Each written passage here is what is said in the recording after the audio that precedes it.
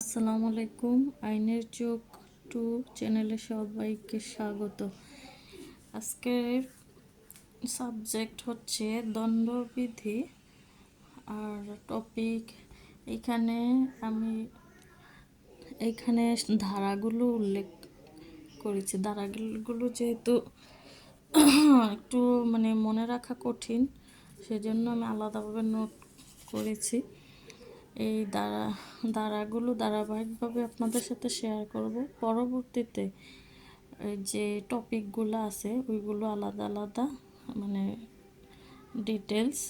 ডিটেলসগুলো আমরা একসাথে আলোচনা করব। তো শুরু করছি 1897 এর 3-37 ধারা অনুযায়ী 1897 এর 3-37 ধারা অনুযায়ী অপরাধের সংজ্ঞা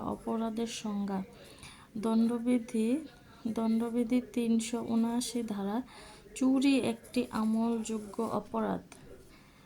দণ্ডবিধি 379 ধারা চুরি একটি আমলযোগ্য অপরাধ। 323 ধারা আঘাত জামিনযোগ্য অপরাধ। 323 ধারা আঘাত জামিনযোগ্য অপরাধ। তারপর হচ্ছে দণ্ডবিধি 395 ধারা ডাকাতি একটি জামিন অযোগ্য অপরাধ। দণ্ডবিধি 395 ধারা ডাকাতি একটি জামিন অযোগ্য অপরাধ। 345 ধারা মীমাংসাযোগ্য অপরাধ। 302 ধারা খুন মীমাংসা অযোগ্য অপরাধ। 146 ধারা 147 ধারা দাঙ্গা আদালতের অনুমতি নিয়ে মীমাংসাযোগ্য অপরাধ।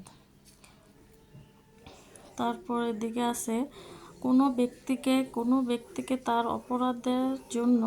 অপরাধের জন্য অভিযুক্ত করা নির্ধারিত সময়সীমা 1908 সালে তামাদি আইন প্রথম তফসিলে 183 অনুচ্ছেদে লিপিবদ্ধ আছে।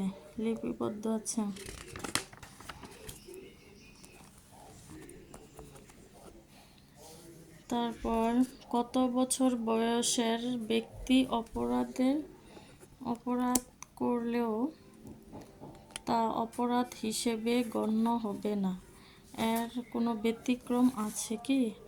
দণ্ডবিধি 82 ধারা অনুযায়ী 9 বছর পূর্ণ হয়নি এমন শিশু কোনো কাজ অপরাধ হিসাবে গণ্য হবে না। দণ্ডবিধি 83 ধারা অনুযায়ী 9 বছরের বেশি 12 বছরের কম অপরিণত বুদ্ধিসম্পন্ন 149 ধারায় সাধারণ উদ্দেশ্য সম্পর্কে বিধান।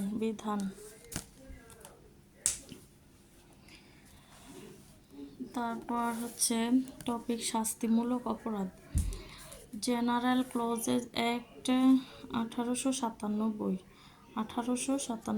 অপরাধ হলো এমন কোনো কাজ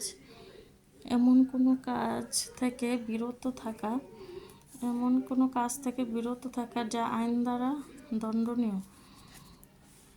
দণ্ডবিধি 1860 অনুযায়ী এই আইন বলে বা বিশেষ বা স্থানীয় কোনো আইন বলে দণ্ডনীয় কাজ বিষয় হলো অপরাধ। ধারা 40 দণ্ডবিধি 88 ধারা অনুযায়ী মৃত্যু ঘটানোর উদ্দেশ্য ব্যতীত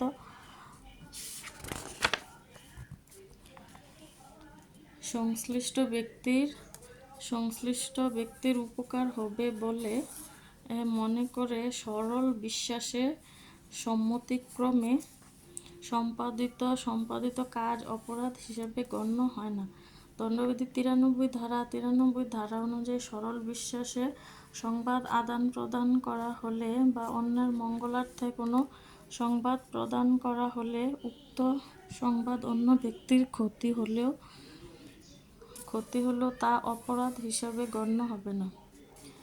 দণ্ডবিধি 149 ধারা 149 ধারা অনুযায়ী সাধারণ উদ্দেশ্য বাস্তবায়নের জন্য অনুষ্ঠিত অপরাধের ক্ষেত্রে। তো আজকের মতো এতটুকুই টপিক। আগামী দিন এই যে এগুলো আলোচনা করব। আজকের মতো বিদায়। আল্লাহ হাফিজ। আসসালামু আলাইকুম।